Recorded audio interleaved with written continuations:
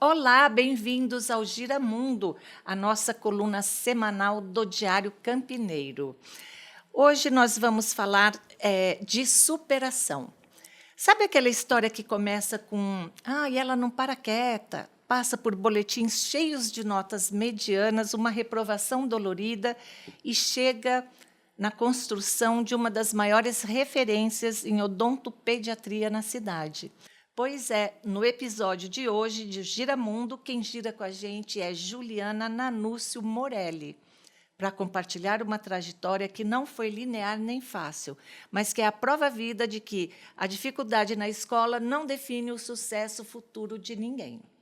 De uma menina inquieta, cheia de energia, que chorou no dia da matrícula da faculdade, achando que não ia dar conta, para uma mulher apaixonada pela odontologia, dona do próprio consultório, com mais de 15 mil sorrisos atendidos e, acima de tudo, dona da própria história.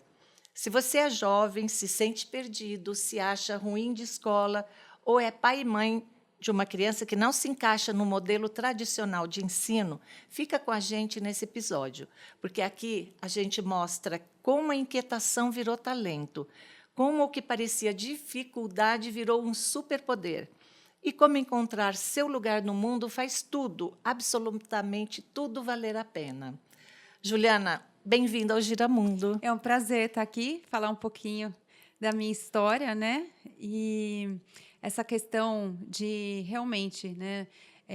Eu me recordo que todas as reuniões que minha mãe ia na escola, na infância, ela vinha falando: Nossa, a professora fala que você não para quieto na carteira, parece que tem formiga na carteira.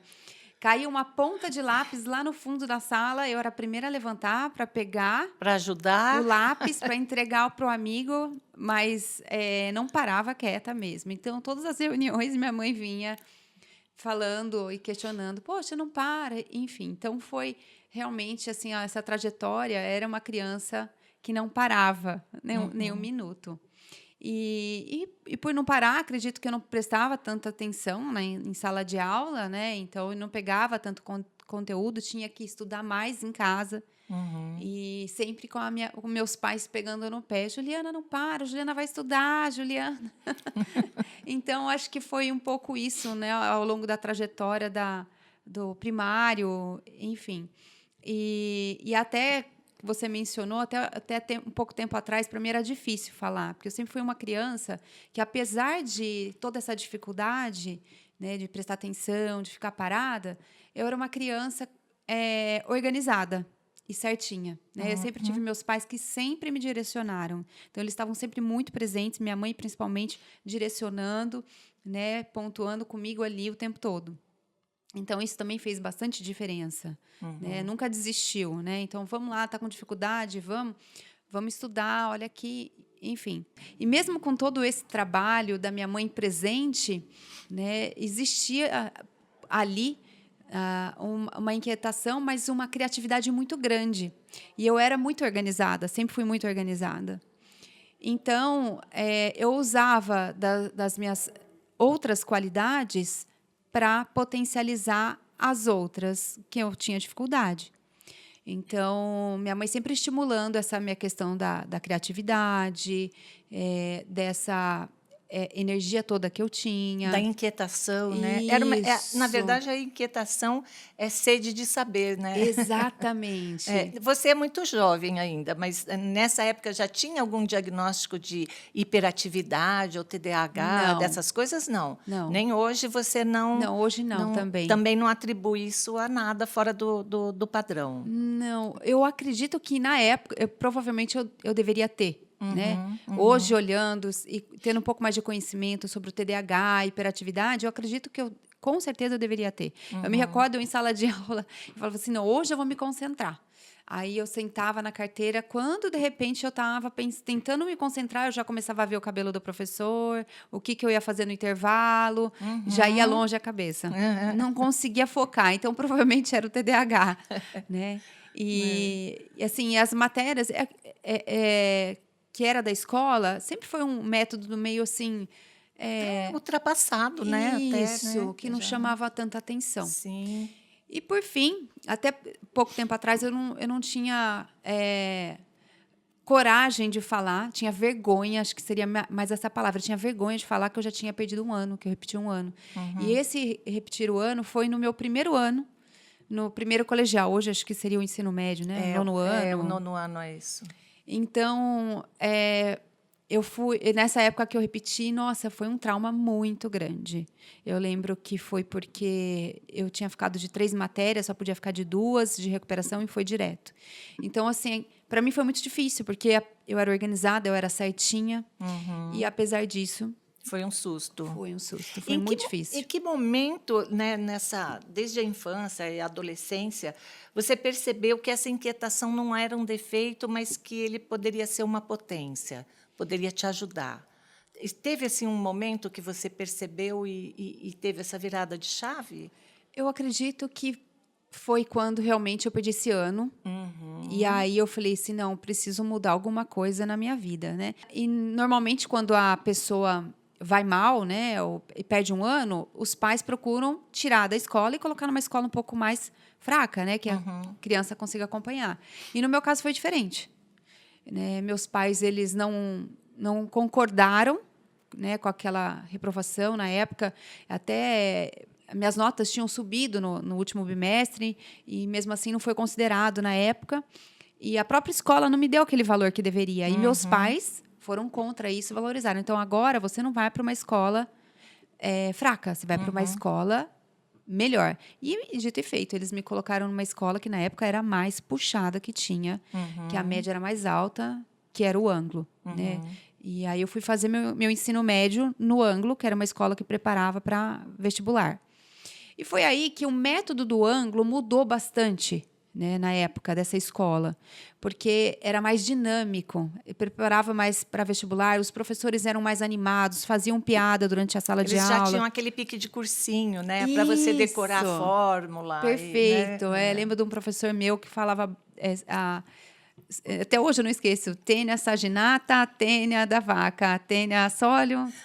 Lembra? Essas várias musiquinhas. Né? E aí a gente foi gravando, enfim. E aí mudou um pouco. E aí eu consegui recuperar e me sentir mais preparada e fortalecida, digamos assim, né? Eu estava mais fortalecida e acreditando que eu era capaz de ter boas notas, de passar de uma universidade. E na época concluí o meu ensino médio, o colegial, né, sem recuperação, sem... Aí você virou uma aluna normal. Normal, E me fala uma coisa, essa dificuldade na escola, antes de você mudar, ela impactou na sua autoestima de alguma forma? Você teve cobrança, julgamento, olhares, aquelas coisas todas, de amigos principalmente? E a mudança fez diferença nessa percepção? Sim, na época, quando eu perdi, né, o primeiro ano, né, eu fiquei, assim, com a autoestima super abalada. Porque a gente perde os amigos também, né? Sim. Eles vão e a gente fica para trás, né? Eu assim, falo porque eu sou repetente. Então, e para mim foi muito difícil isso, né, de olhar e me sentir assim, e na época surgiu até alguns, olha, não dá conta, né, ainda mais ser loira burra. Nossa, né, sempre teve... Infelizmente. E aí tinha essas coisas assim, né? E aí eu me sentia inferior mesmo, mexeu muito com a minha autoestima. Mas meus pais, eles me colocavam para cima o tempo todo, porque eu tinha outras qualidades. Que bacana, né? Assim, hoje em dia, assim, eu acho que é mais fácil os pais terem essa percepção, porque mudou muito, né, a forma, tanto a educação, né, nos colégios, quanto a educação em casa também, né? Sim. Os pais têm outra... Acho que, assim, entendem mais, discutem mais, refletem, né? Enfim, Sim. ajudam mais os filhos, né? Sim, Que bom que você teve esse suporte, né, também. Exato, eles fizeram total diferença, né? E quando você falou sobre criatividade, né, que a tua mãe também estimulou outras áreas tuas, o que você fazia em relação assim, à criatividade? Eu fazia pintura, pintei alguns quadros. Então, assim, a pintura também foi nesse momento que eu tive essa dificuldade, que eu perdi o primeiro ano. Minha mãe, eu já estava fazendo pintura, né? Então, assim, ela vê, olha só o seu potencial, como você pinta bem. Então, eu já tinha habilidades manuais já, É desde essa época com a verdade. pintura, né? Aham. Então, isso foi uma das coisas. Eu sempre fui uma pessoa que fala muito bem. Então, eu tinha muitos amigos. Sempre fui muito social, né? No entanto, que lá na escola eu não parava porque eu ficava conversando com todo mundo. Então, eu organizava tudo, eu chamava as amigas para agitar. Então, tinha todo esse potencial, né? Aham. E que meus pais conseguiam ver. E na época a escola não via. É. Né? E me diz uma coisa, você já pensava em odonto? Seus pais são da área? Tem Não. parente na área? Como é que é? Você já pensava em fazer odonto ou nem passava? Eu já gostava. Quando eu ia ao dentista, eu observava. Eu Aham. sempre gostei de muito detalhes, né? Uhum.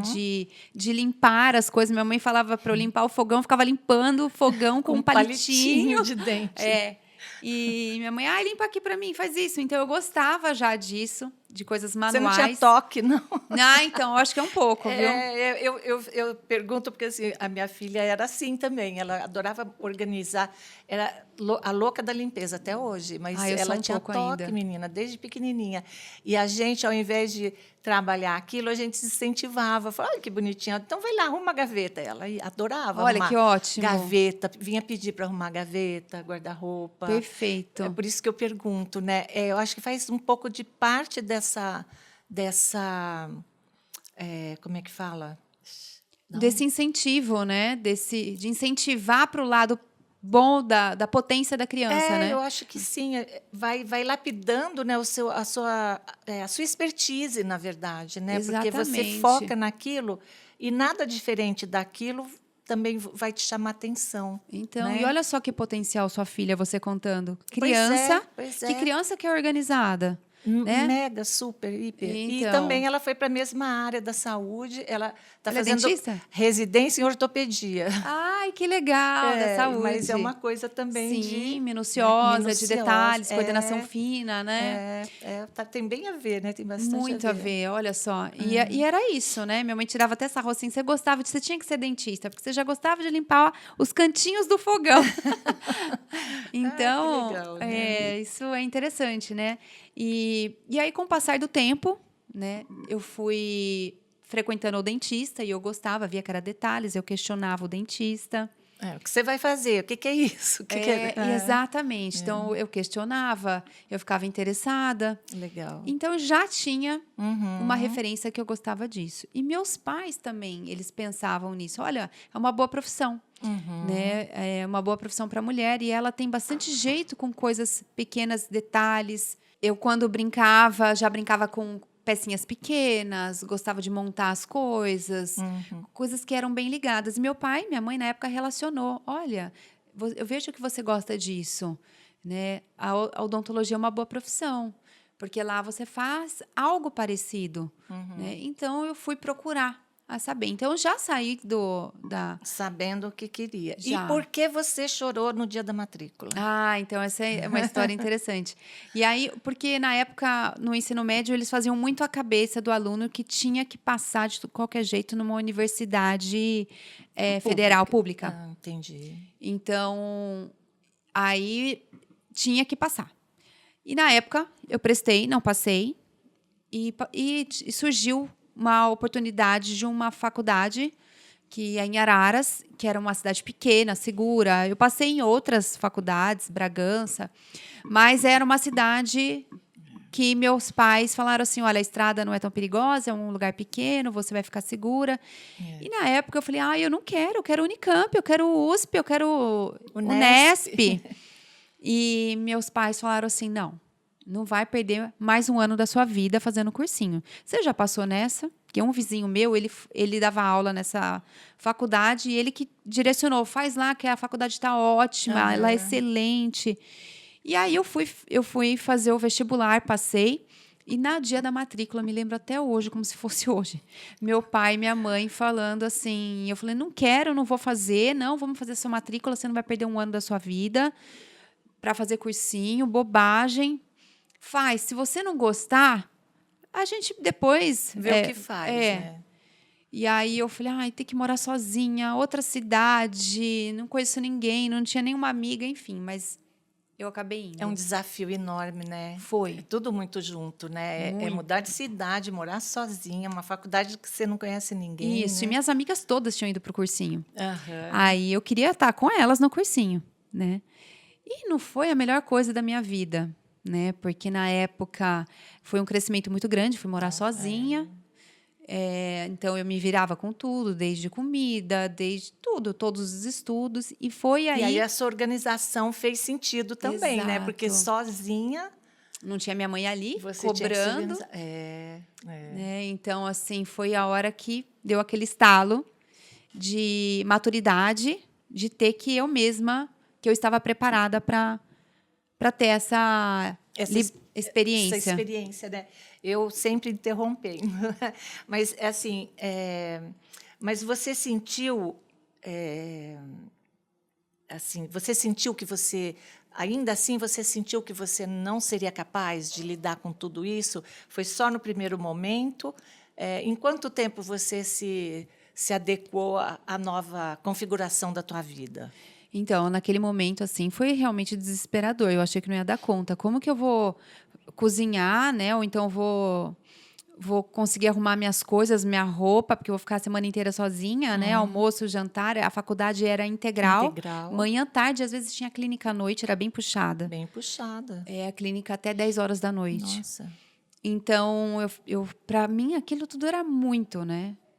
E sempre com a minha mãe dando aquele suporte, mas demorou uns 6 meses de faculdade, assim, para eu conseguir me adaptar. No entanto, que depois, meus pais até falaram, e agora, você quer voltar? Vamos conseguir transferência para cá, de repente você vem para cá, a gente transfere você para PUC, né? Vem fazer aqui em Campinas. Eu estava tão adaptada que eu não quis. Eu continuei lá e eu me formei, fiz os 4 anos. Né? E uma história legal também, é que eu me recordo. Então, eu sempre fui uma certa preocupação para os meus pais por essa questão de não ser a primeira aluna, por dar dificuldade, ter dificuldade em escola. E Você é aí, filha única? não, tenho um irmão Tem um irmão. que tem mais facilidade que eu. Ele não estudava nada e ia Mais bem. velho ou mais novo? Um ano mais novo. Mais novo. É. E aí, nessa época, meu pai foi me visitar em Araras, né? Isso foi nos primeiros meses. E o diferencial que eu acho que foi que eu despertei para odontologia foi que já no primeiro ano, no primeiro mês já de faculdade, a gente já teve uma prática. Ah, com o instrumental. Exatamente. Então a gente foi para a cadeira do dentista logo. Então já tinha aula de anatomia, então você já via os tecidos lá, o corpo humano, né, de verdade, na aula de anatomia. Então eu entendia o teórico, eu sabia o porquê que eu estava estudando aquilo. Entendi. Então a teoria batia com a prática. Então a gente fazia aula de anatomia na teoria em sala de aula e depois ia para a aula prática em laboratório. Então tudo isso faz total diferença. Uma criança que é inquieta, que tem dificuldade de concentração. Porque lá atrás você estuda trigonometria. Você não sabe onde você vai aplicar aquilo, ou então, até hoje, aposto que a metade, a maioria da população sabe, né, que delta é igual a, sei lá, B2 menos 4AC, enfim, até aquelas coisas lá, né? Ou B2 então, ou B... por que estuda isso? Mas né? para que você não vai seguir a área ou na vida prática mesmo você não vai usar, né? E Exatamente. de repente ali você vê sentido para tudo, né? Sim. Então a gente já foi para a cadeira do dentista. Um aluno escovava o dente do outro na cadeira. Então aí você pegava os instrumentos, você pegava a cadeira em si, né? Todo o equipamento. E já de primeira você tinha que comprar uma maleta enorme, cheia de coisas. E meu pai foi me visitar no primeiro mês lá da faculdade, preocupado, porque eu tinha chorado no dia da matrícula. De certa forma, foi um incentivo meio empurrada para fazer a matrícula.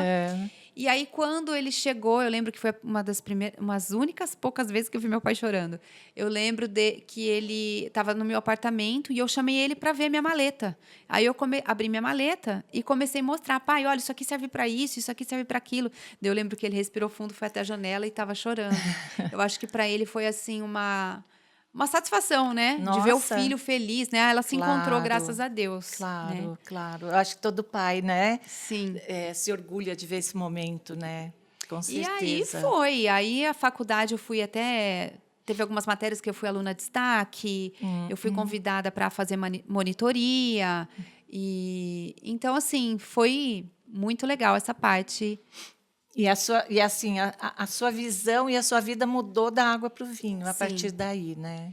E aí, essa inquietude, né? Essa hiperatividade, eu acho que tem uma relação muito boa, né? O que eu potencializei para a minha área, né? Porque na minha área, eu como odontopediatra, você tem que ter, é muito estímulo que você precisa, né? Você é muito estimulado em todos os sentidos. Você tem que estar concentrada no pé para você acionar o motor, né? Acelerar, desacelerar, ou o motor, ou o micromotor, enfim, o equipamento no pé. Ao mesmo tempo, você tem que estar concentrada na técnica, passo a passo da técnica. E o terceiro ponto, que a odontopediatria exige mais, por isso que tem muito dentista que não gosta de atender criança, né? Que é o quê? Eu tenho que estar ali envolvendo a criança ludicamente. Então, ao mesmo tempo que eu estou trabalhando, que eu estou acionando o pé, eu estou tendo que criar uma história. Então, olha, agora a tia Ju vai jogar uma cachoeira, vai lavar seu dentinho. Olha a cachoeira, agora a tia Ju vai contar até 10.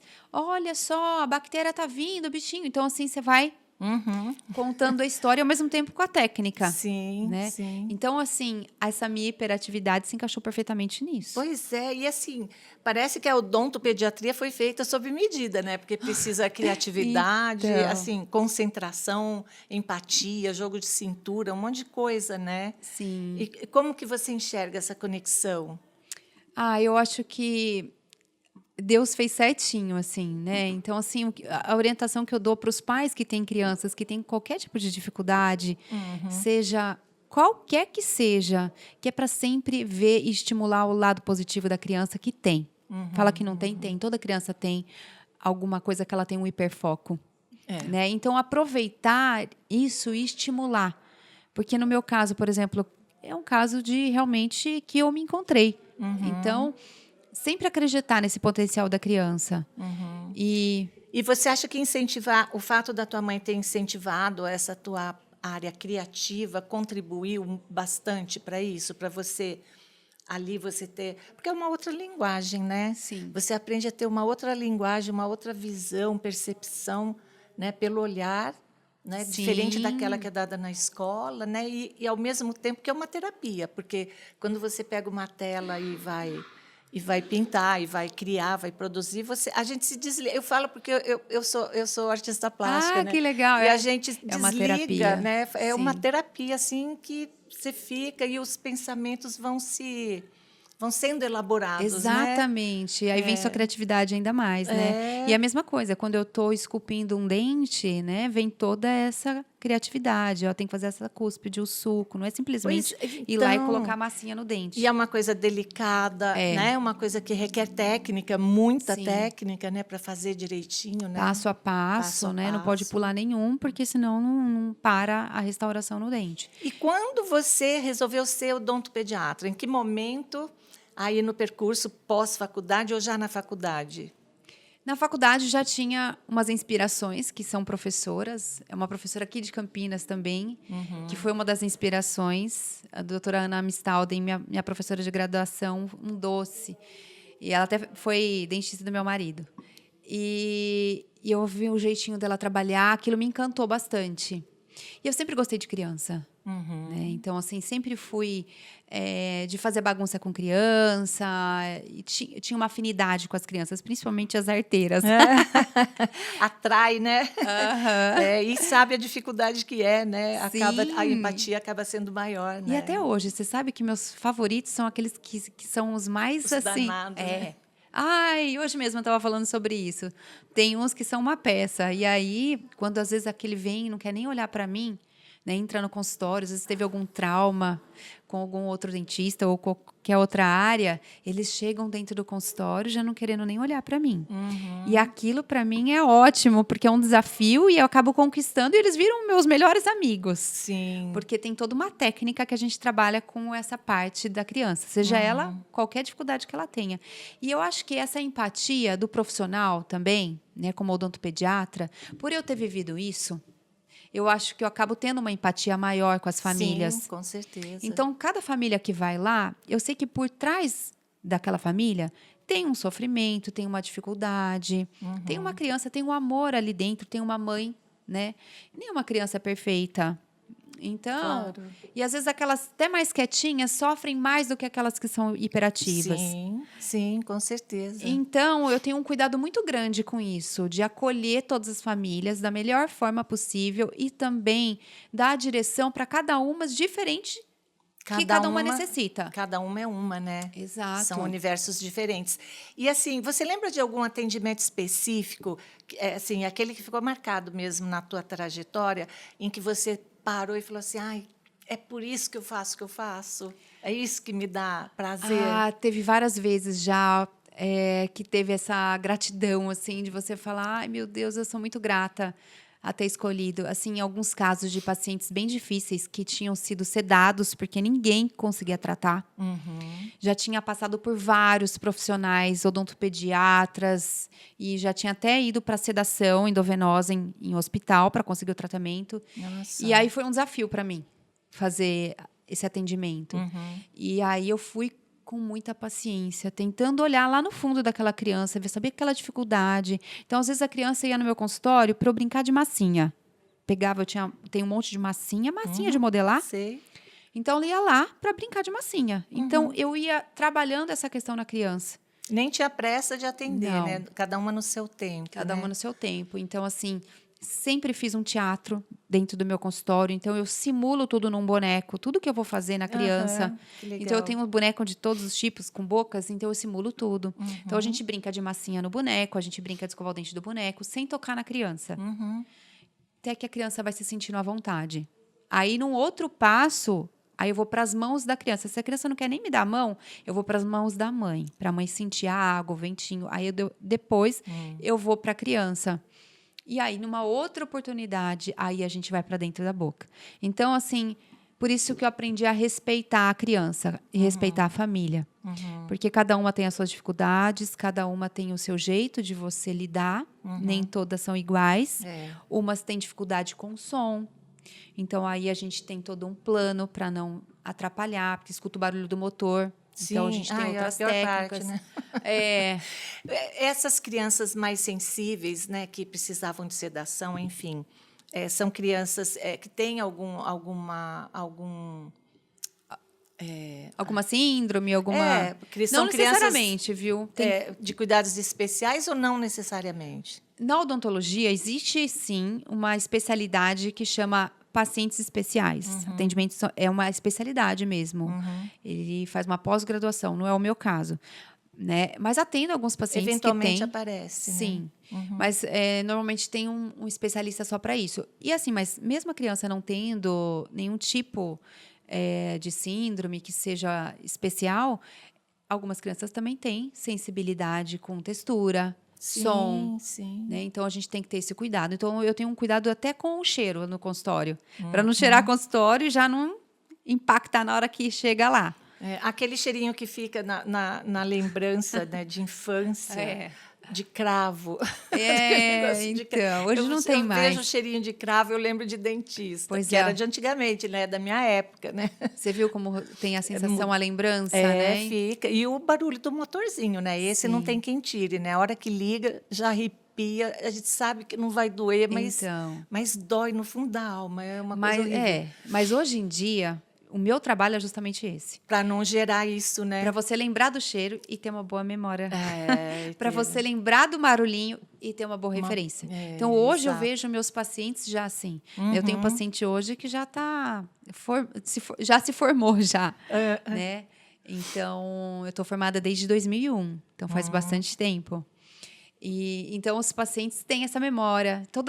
Às vezes me veem e falam: ai, que saudade. Eles viram mesmo meus grandes Com amigos. certeza, né? E é uma referência, e com certeza eles levarão os filhos também, né? Sim. Porque cria, né, esse vínculo e vira uma referência mesmo, Isso, né? Bacana, né? E quando você olha assim para o seu consultório, as famílias que você já atendeu ou que ainda, né, estão em atendimento, qual o primeiro sentimento que vem em você, assim?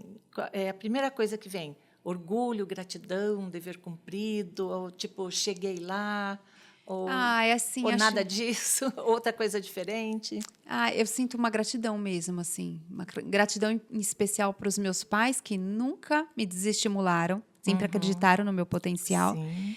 E eu acho que esse é o primeiro ponto, né? E também gratidão às famílias que acreditam no meu trabalho, que confiam, porque você levar um filho num profissional, você precisa confiar, Sim. né? Então, eu sou muito grata às famílias que confiam no meu trabalho.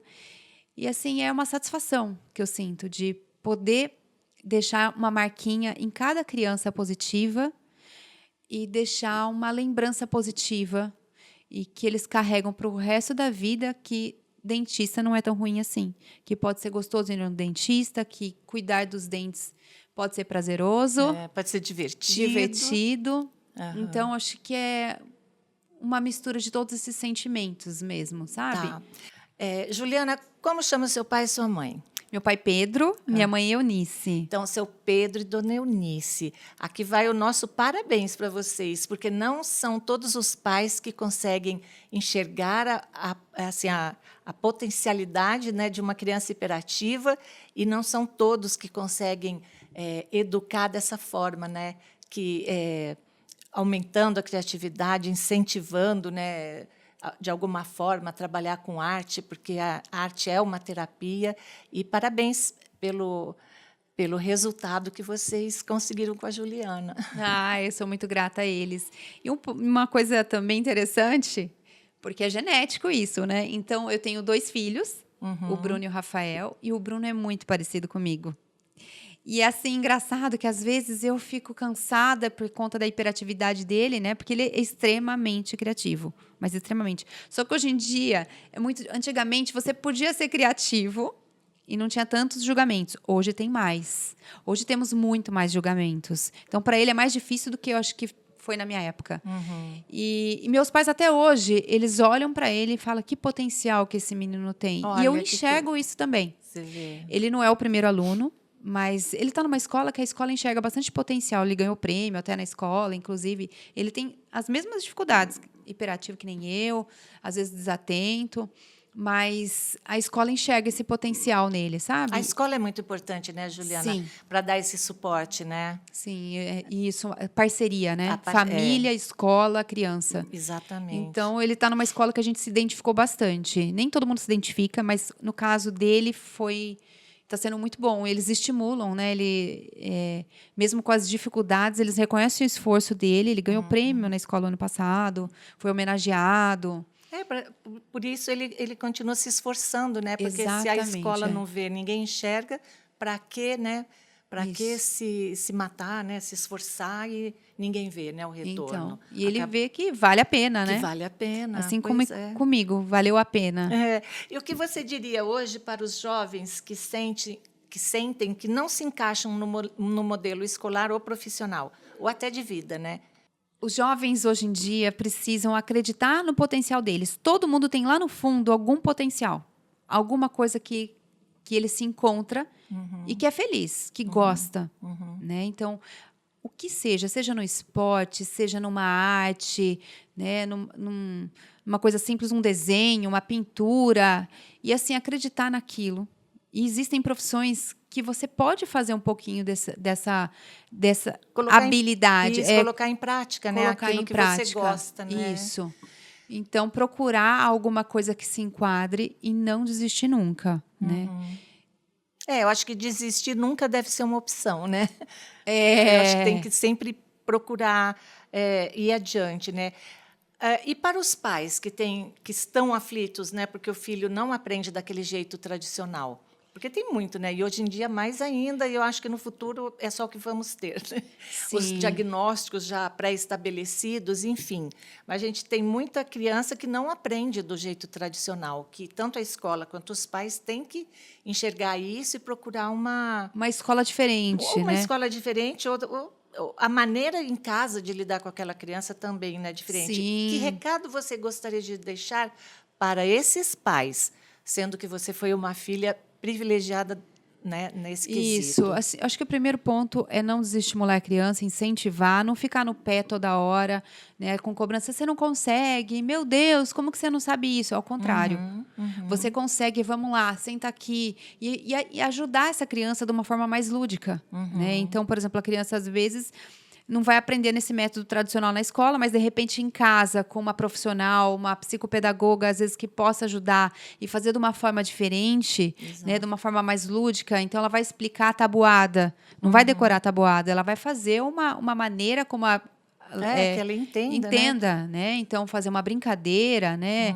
O Uhum. próprio inglês, né? Então, assim, Sim, fazer de uma forma brincando. Tem muita escola que faz dessa forma, aprende sim. brincando, né? Porque tudo que é divertido, a criança engaja e aprende, né, de uma maneira indireta até, né? Isso. Então, ou procurar uma escola que procura ver essa parte mais criativa da criança, que não Uhum. seja tão quadrada, né, É. antiga, Aham. mas ou em casa trabalhar com psicopedagoga que ajude a criança nessas habilidades aí, que às Uhum. vezes não aprende, umas aprende melhor ouvindo, né? Sim, Outras outras lendo, outras vendo. vendo. É. Até uma maneira de aprender ludicamente. No meu consultório eu faço isso.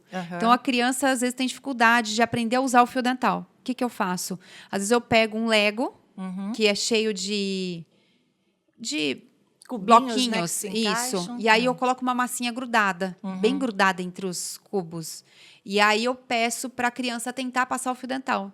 Então daí ela vai treinando, aí a massinha vai Ela vai saindo. entendendo, né, como tem que fazer, né? Isso, e ela Claro, vê é. assim, a comida fica grudada lá, olha como é que fica a comida. Vamos lá, vamos tirar. Uhum. Então, às vezes ela não aprende no método tradicional de uso do fio dental, mas É. daquela maneira alguma coisa ela vai aprender. Que às vezes pode até machucar, e aí, ao invés de você fazer com que ela goste daquilo, ela acaba não gostando, É, né? E não, nem não quero usar, fazendo, não né? quero usar, então. É. Juliana, para encerrar a nossa conversa, porque já passou o tempo rapidão, olhando para essa sua trajetória, né, dessa menina inquieta até a mulher referência, profissional referência, qual foi o maior aprendizado que a vida lhe deu?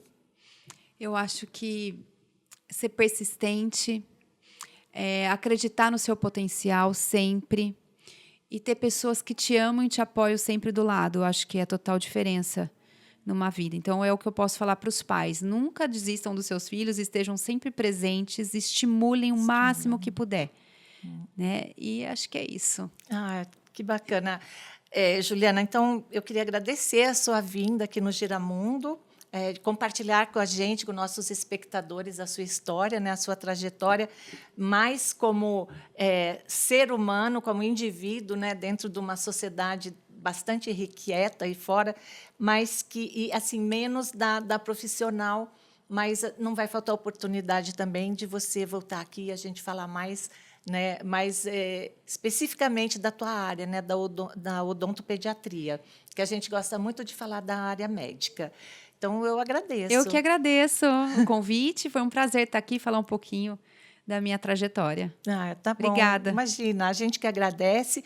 E você que está aí nos assistindo, não esqueça de deixar o seu like, compartilhar esse conteúdo para aquele amigo que você acha que precisa ouvir.